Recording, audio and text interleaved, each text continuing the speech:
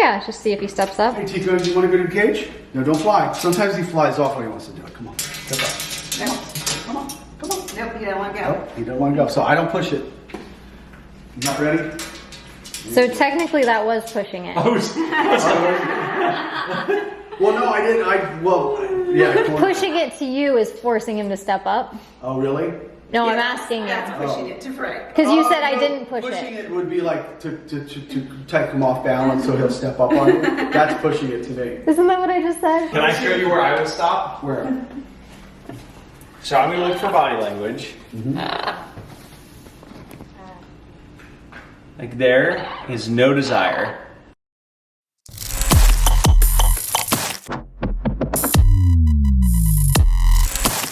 So the point I was trying to show is like he'll give you a lot of warning signs prior to you getting there, and you're missing all those warning signs and getting right to the last little bit before he would nail you, and you're like, oh yeah, I'll stop. I don't want to push it. Yeah, no, right? Right. But there's a lot, as you saw, there's a lot of warnings leading into that. Yeah, I saw that. So we first got Tico 20 years ago, and we were walking to a moving sale that was in the community. We were renting it, and I walked by the cage, and Tico says, "Hello, hello," and he was really engaging. He was only 2 years old, he was much smaller than he is today. I was infatuated by him, and she had a big sign on the cage, you know, $1,500 what the cage takes, and I can't take him home with me.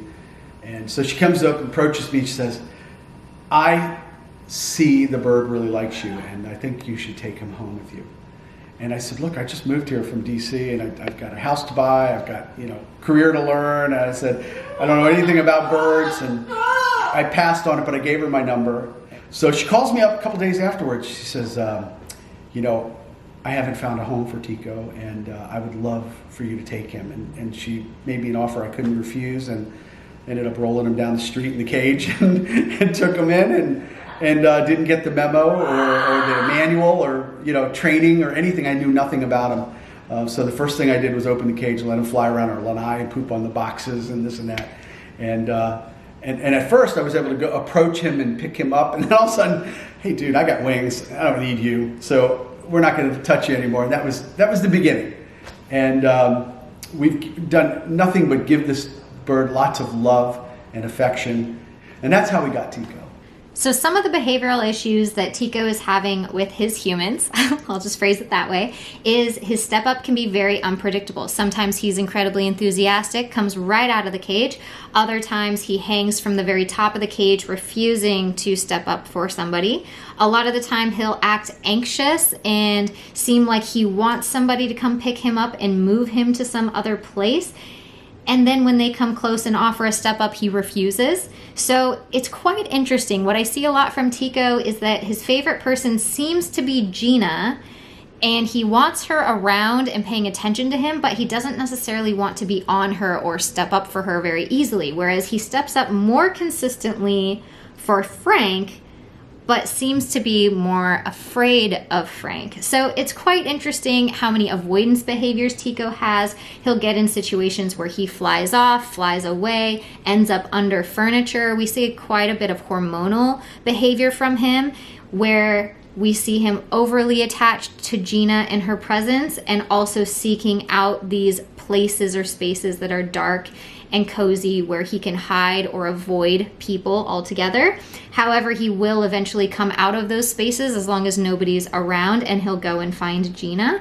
So we do think that a lot of these behavioral issues are stemming from the wrong diet and lack of sleep. They're not offering the 12 hours of sleep that we normally recommend to kind of curb hormonal behaviors. There's definitely a 60-40 imbalance between Gina and Frank. And the diet is very high in fat and sugar, which really aids to the promotion of hormones. So we're dealing with a lot here. On day one, all we simply try to do is find a treat that Tico might take as a reward.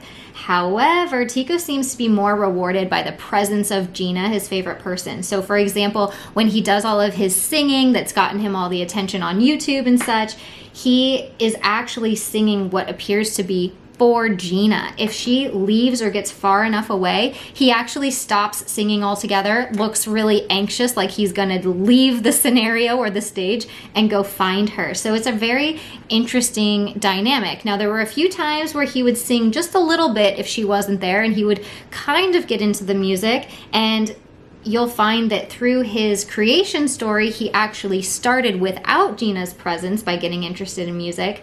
However, to this day, to the present day, he definitely seems to require her presence to get into the singing and anything like that. She just needs to be nearby for him to engage in the singing behavior.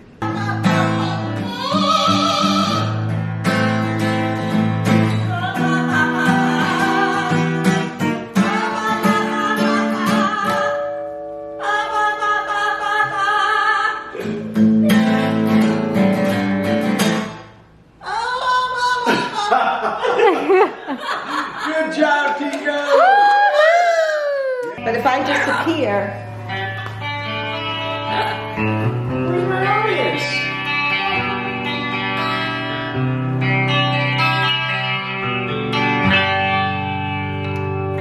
What the absolute heck, man?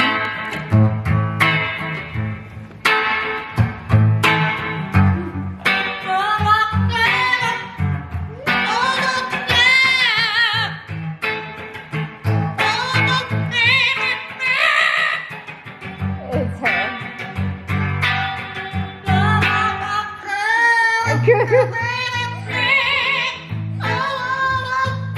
Try walking down there. Not you, Stick.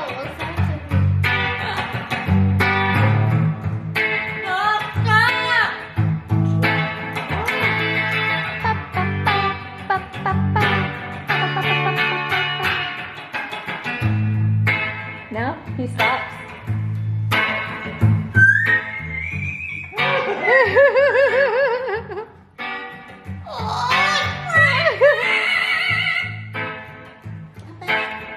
Yeah, it's definitely her.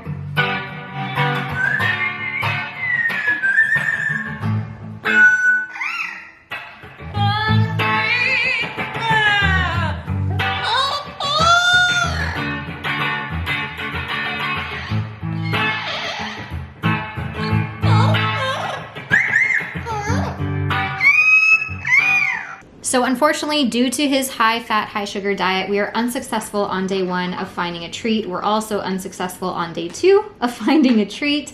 We kind of hope that his normal diet can act as a treat, but it's not seeming to be the case. Also, one of the issues we're running into is just his very high desire to be on his sort of play stand perch, and the problem with that and why we can't train there is for a lot of different reasons. One, he's so content there and moving around on it that he'd rather just sit there and do nothing than engage with us. 2, he can bite down on that wooden perch and just destroy it, so he's easily distracted. 3, he can climb down that entire thing and just sort of do a lot of avoidance behaviors where we're sort of fighting for his attention versus getting it naturally. There's just a lot of different variety of things where he is easily distracted on this stand, which makes us want to use a different stand. But even when we go to use our different stand, he's so hyper-focused on getting to his old stand, it's also working against us. So we decide to move his old stand out of view. The other thing that Gina and Frank said, and we finally found as a treat, was oatmeal. And when they said oatmeal, I thought it was just plain oatmeal, but it was actually like those packets of high sugary oatmeal that people consume. And so I'm starting to see even more of the problem of this warm, mushy food that resembles regurgitation, and it usually comes from them. And so now it's just kind of playing into that hormones side of things again. So we just have a lot to combat here, and to say we're not set up for success is probably the understatement of the year, but we got to work with what we have. See him figuring it out? I do. Good That's job. awesome. Yay. Okay, Yeah, that's good. just think small, like even Yep, half of that half if you can. of that. Yep, Yeah. you don't want to fill them. Just him clicking the instant he touches it. I don't want to bite. Right. So far, it's just this. Okay, All right, so I'm gonna let you do that. I'll prep the spoon for you. okay. Okay, oh, like I was? Okay. Yep. So you'll just have him gently touch it. there. Remind him what he's earning. Good job. And there's the treat. See how tiny that treat size was? Yes, I did. We need to do that. Okay. Come on.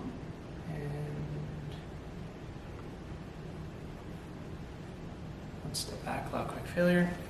Sometimes at that point, you can just show them the food and say like, hey, remember what you're working for? Here's the stick again. Remember? Here you go. With them? Okay, so go and show them the food again. Now show them the stick. A little too quick. Yeah. Oh, I was too quick. Yeah. I can do that. So the goal is just going slowly.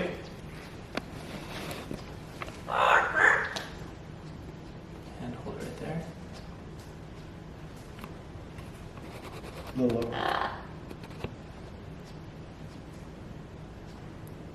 So you don't move yet, show the tree. Good. See if that gets it. Oh my gosh, those eyes. Yeah, he's all eye penny with her. Put a step back. Oh. Oh! Good boy.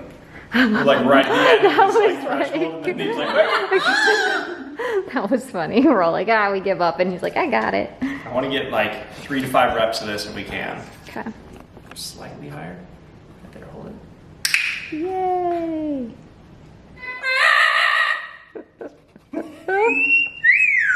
Right, so while he's talking, He really responds to praise. how can you tell? Yeah. Just a guess. All right, there you go. He doesn't like A praise. little higher. There. I'm clean Hey, no black transfer. So.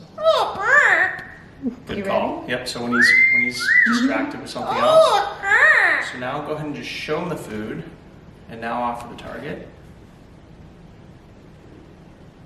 Pause there. Perfect. See how you like have to finesse each aspect of this? There wasn't enough on there? Sorry. And then, so could you see the difference between when you showed him the food, he locked on. He's like, okay, what do you want? When you weren't showing him the food, he was just kind of like, whatever, you know? So sometimes in the beginning, you have to give that little reminder of like, hey, remember what you're working for? Good boy. That's probably a good one to end on for Yeah, a I moment. think so. Cool. And then we'll still have, we'll take a short break and then we'll have another set. We'll do another set of reps here. Did all of that make sense? Makes sense. Okay. Did you have any questions, any clarification on certain nuances? We're going to try to identify a food, obviously, that we can do. Yeah. Alternative to A nut or a seed or this. something. Yeah, so the next steps would be right now he's locked, his feet aren't moving, and he's just kind of hesitant, and he there was a few times he offered just reaching for it. Because I had reinforced that earlier, but that's not the behavior I eventually want. Hey, So, what's the matter with you? so I'm fine-tuning to where he's only gently touching is when he gets a click. And so he's starting to now associate that the click means food's coming, and he's also understanding that he has to gently touch the stick to get the click, to get the treat. So then what'll happen is we'll put it just out of reach, and he'll reach, and then he's gonna move a foot to touch it. We'll click and reinforce that. And now we know that he's at least willing to move a little bit. And that's a big breakthrough moment. The biggest breakthrough moment is when he will move both feet to then touch the stick and be able to go back and forth on the perch. Okay. So that's ultimately what we would love to get to today. Probably not likely to hit that today, just based on what I'm seeing. But over like 2 or 3 more sessions, you should see that no problem. But the biggest part is just really finding the treat that he likes. When an animal is overwhelmed by something, targeting can come into play to kind of mentally misdirect their mind where you need it to go. So one of the examples is like training a horse to go into a trailer. Some horses are afraid of going in a trailer. You train the horse to touch the end of a stick or a target, right? Like obviously larger than a chopstick. You teach them to touch a target and you put that inside the trailer. They're like, oh, I'll go in there to touch that, right? Same thing with like getting a bird out of a tree. They might be afraid of, as weird as it sounds, afraid of heights, afraid to fall, afraid of trying to fly. If they don't know how to get down, you can target them down and they're like, oh, I know that trick, and they'll just come over and touch the target. And it basically overpowers their whatever fear or emotion they're going through. When it's done properly and trained properly, you can use it to get them out of so many different situations. And we've done it a lot where we help people get their birds out of trees just because the bird knew how to target, and we're like, oh, just go target it out. Really? Yeah. So I'm gonna do my best to not say anything, but I wanna have you guys do 2 reps without any of my feedback.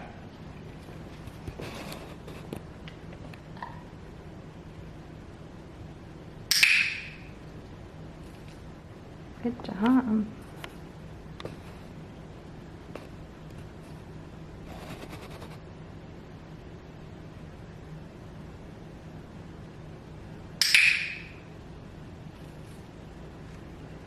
He totally connected it that time. Yeah. Yeah, I could feel it. Yeah, and you could see him like look, Process make the connection. He's like, so if I touch this, this comes forward. So Yeah. moving forward, I want you to now think of, remember what you're working for? Like showing the treat, start to phase that out. He should start to know that just the presence of the stick means that, okay, we're in training mode, there's an opportunity for me to earn a treat, and he's looking for the stick. Doesn't always need the reminder of the treat. So on the second rep, he was still just finishing the first set of treats, and you're showing him again what to work for. It's not totally relevant yet because he's still eating, and we might have had a second rep without having to show him that you had treats. So what I'd love to see this time is try to do the same thing But don't show him. and resist as long as you can to show him that there's a treat, because he should know by this point. So now let's try to, like, if you're really not getting it, give him a quick reminder there's a treat, and then see if you can phase that out totally. Let's go for 2 reps.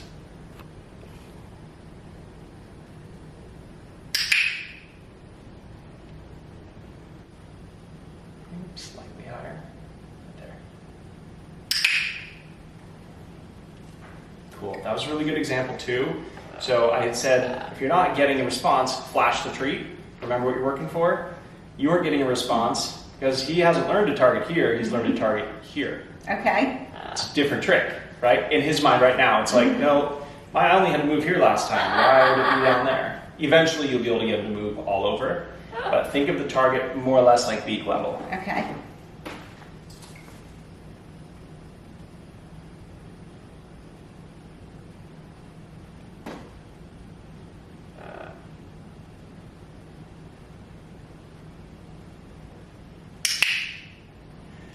So there's something super subtle that happened there. You were resisting to show him there was a treat, but what you did is you moved forward slightly, and he's like, yeah, the treat, and then I the noticed stick. You barely just like wandered forward. But I didn't show it to him, though. No, I didn't reveal. But it was enough. Like, that's a great example of how you can change the approximation so subtly. It was like, no attention, no attention, no attention, and then you're over there like, gonna fall asleep, and just that little bit of movement forward, he's like, oh, that? Okay. Like, so he's reading your body language more than any of the verbal cues for this scenario. So that was Now really you're good. laughing at me? You done?